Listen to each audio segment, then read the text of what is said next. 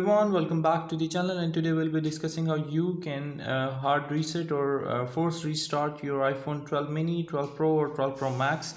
If you turn left to your phone, and you can see that there are volume buttons, volume up and volume down button here.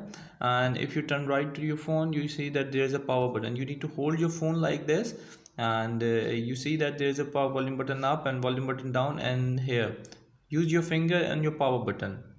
Now what we need to do is just tap volume button up and down and instantly hold the power button for 10 seconds, and our screen will go black and an Apple logo will show up.